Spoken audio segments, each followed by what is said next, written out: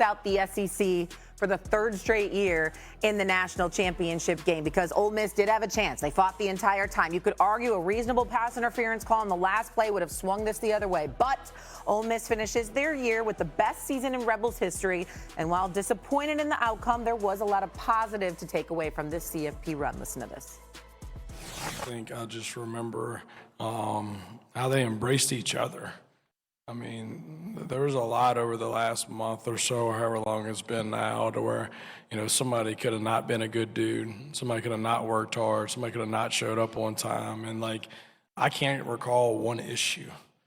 And that's just based on who these guys are. There's a lot that goes on behind the scenes, whether it's film, weight room stuff, and, other things as well. And just this team has just sacrificed a lot, to get to this point. And this season's been bumpy, and there's been a lot of things going on. And, they just kept our focus. It's been just truly special.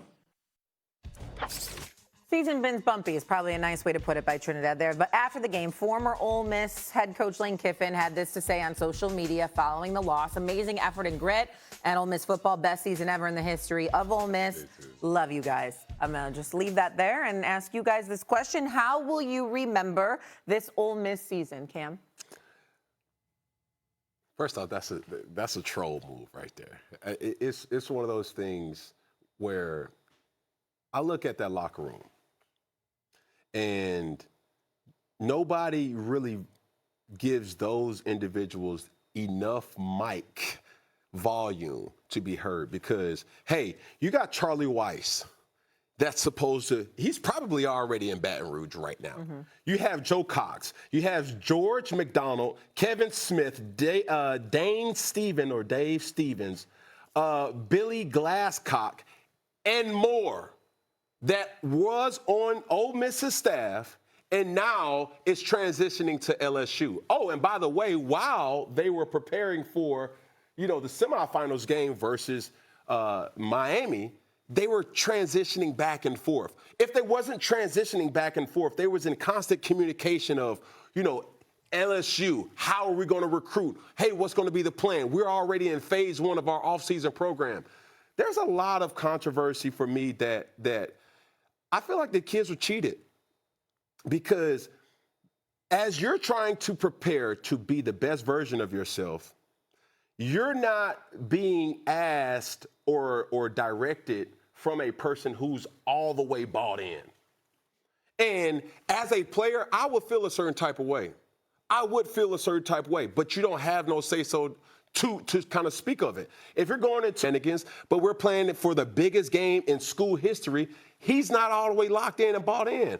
That's my mentality. Man, my heart goes out to everybody in Ole Miss in that locker room specifically because they weren't dealing with the same issues that Miami dealt with, but yet still competed at a high level, and that's something to be, mentioned. This Ole Miss team should be remembered as the team that changed the perception of who Ole Miss was. Ole Miss is not considered an SEC powerhouse. You don't look at this football team and feel like it's littered with NFL starting quality talent. Kewan Lacey is talented. Trinidad Chambliss comes from a smaller school. He's from Ferris State. Mm-hmm. This is a team that you won't think five-star. You won't think first-round draft pick, top 10. And they fought to get to this position. And I disagree with you that they get to be in locker rooms and looking at coaches like you're halfway in, you're halfway out. Everybody in college is halfway in, halfway out now. There are thousands of players in the transfer portal that think that they can have a better situation somewhere else. Back in the day, that's a good argument. I got a coach who wants to go to greener pastures. I got a coach who is doing double time coaching at Ole Miss and coaching at LSU. I can tell you this. Most of those players on that team, if they felt like they could go to LSU and start and was going to get more bank, they going to go to LSU because that's the smart decision. Them people wasn't looking at it like that. They were looking at who was still there. I'm looking at Charlie Weiss Jr. saying, thank you for pulling double time. I'm looking at Kevin Smith saying, thank you for pulling double time. I'm looking at Pete Golding, who chose to stay, who we weren't even talking about as a head coaching candidate, who put everything he had into coaching that team. That's what's wrong with the world. We all want to look at all these things we ain't got. Look at what you do have. That's what Ole Miss should be doing. Look at what we did accomplish. Let's not look at the fact that Lane Kiffin left. Let's look at that Pete Golding stayed. Let's look at all these players who bought in to be what we could be, and they all played over their heads.